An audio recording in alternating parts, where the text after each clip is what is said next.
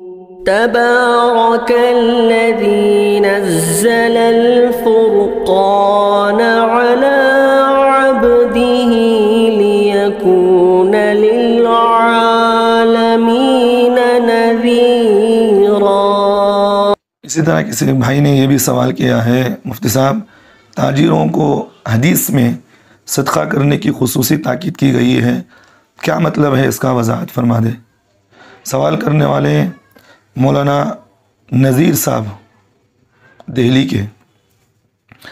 دیکھیں بھائی، حدیث پاک کے اندر تاجروں کو خصوصی طور پر اللہ کے رسول صلی اللہ علیہ وسلم نے صدقہ کرنے کی بڑی تاکید بتائی ہے، کیونکہ بہت سے تاجروں کو آج مودودہ زمانے کے اندر آج بھی دیکھے ہوں گے، بہت سے تاجروں کو آپ نے دیکھا ہوگا جب تجارت کرتے ہیں تو وہ ان کا جھوٹ بولنا اور اس مال کو بیچنے کے لیے جھوٹی قسمیں کھانا، بعض مرتبہ سچ بھی قسم کھا جاتے ہیں، جھوٹی قسمیں کھانا، جھوٹ بولنا، یہ آج عمومی طور پر یہ چیز پائی جا رہی ہے۔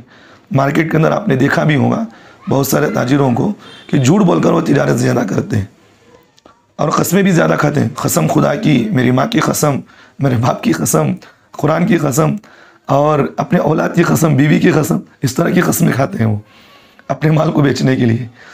تو بہرحال یہ جو قسمیں کھائی جاتی ہیں، اس طرح قسمیں کھانا، جھوٹی قسمیں کھانا حرام ہے، گناہ ہے۔ اور ایک بات ذہن میں رکھیں، اور اس طرح کی چیزوں سے لوگوں کو دھوکہ دینا بھی گناہ ہے۔ ایک تو بات یہ ہے کہ بھئی جھوٹ بول کر بیچنا یہ تو گناہ ہے ہی، جھوٹی قسم کھانا یہ بھی تو گناہ ہے ہی، اور لوگوں کو دھوکہ دینا بھی شامل ہے، یہ بھی گناہ ہے۔ اللہ کے رسول نے فرمایا جو آدمی کسی کو دھوکہ دے وہ ہم میں سے نہیں، اور جھوٹی قسمیں نہیں کھانا چاہیے۔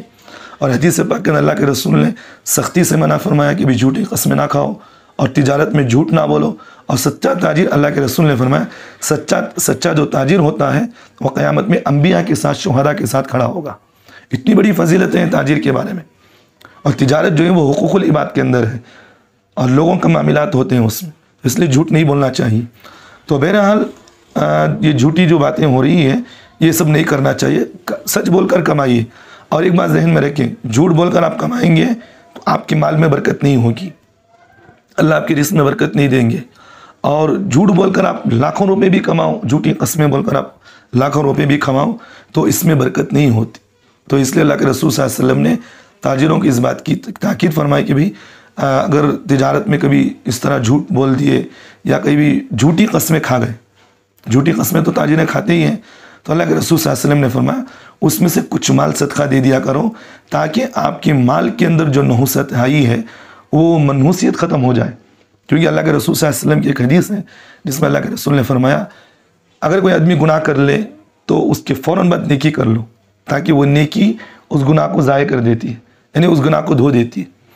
تو اس لیے اگر تجارت کرنے والے کبھی جھوٹ بول رہے ہیں، کبھی اس طرح جھوٹی قسمیں کھا گئے، تو آدمی کے لیے اللہ کے رسول نے اس بات کا حکم دیا ہے کہ بھی کچھ مال صدقہ دے دیا کرو تاکہ تمہارے اس صدقے کی وجہ سے اللہ تمہارے گناہوں کو معاف کر دے، کیونکہ صدقہ جو ہے اللہ کے غصے کو، غضب کو ٹھنڈا کر دیتا ہے۔ دو روایتیں میرے سامنے ہیں۔ ایک روایت تو یہ ہے کہ بھی سنن ابو داؤد کی روایت ہے جس کے راوی حضرت قیس رضی اللہ عنہ فرماتے ہیں کہ رسول اللہ صلی اللہ علیہ وسلم نے فرمایا کہ اے تاجروں، خرید و فروخت میں فضول باتیں اور قسمیں کھانے کی باتیں بھی شامل ہو جاتی ہیں، اس لیے اس کی تلافی کے لیے صدقہ دیا کرو۔ یہ سنن ابو داؤد کی روایت ہے جس میں اللہ کے رسول صلی اللہ علیہ وسلم نے فرمایا۔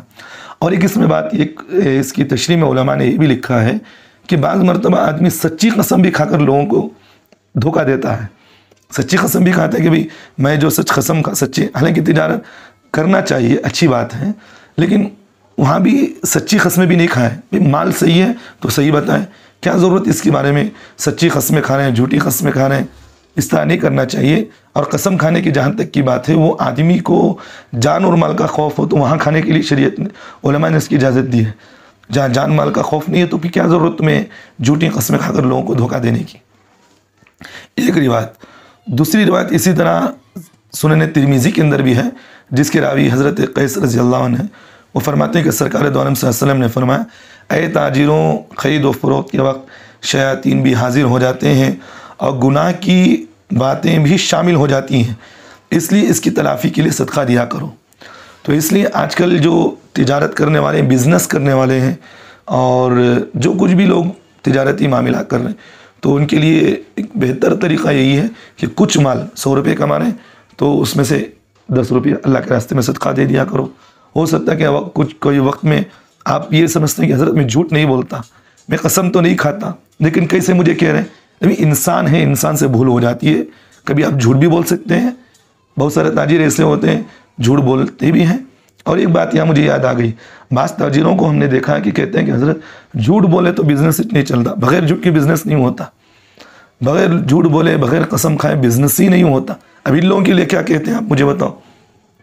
ابھی تو کہہ رہی ہیں. ایک تو بات یہ ہے کہ بھئی ان لوگوں کو جھوٹ نہیں کہنا چاہیے، اور اگر جھوٹ اگر زبان سے نکل گیا، حدیث میں کہ نکل گیا، تو وہاں یہ کہ بھئی صدقہ دے کر اللہ سے توبہ استغفار کر سکتے ہیں. تو اس لیے تاجروں کے لیے یہ کہ بھئی جھوٹ نہ کہیں، حلال روزی کما اللہ برکت دیں گے. جھوٹ بول کر جھوٹی قسمیں کھا کر لوگوں کو دھوکہ نہ دے. سچی تاجر کے جو آدمی تجارت تاجر ہوتا ہے اس کے سلسلے میں یہی اللہ کے رسول نے فرمایا کہ سچا تاجر وہ نبیوں کے ساتھ اٹھے گا. اس سے بڑی اس کے لیے خوشخبری اور فضیلت والی بات کیا ہو سکتی ہے بتاؤ؟ تو اس لیے سچ بولے. اللہ ہم تمام کو عمل کی توفیق دے.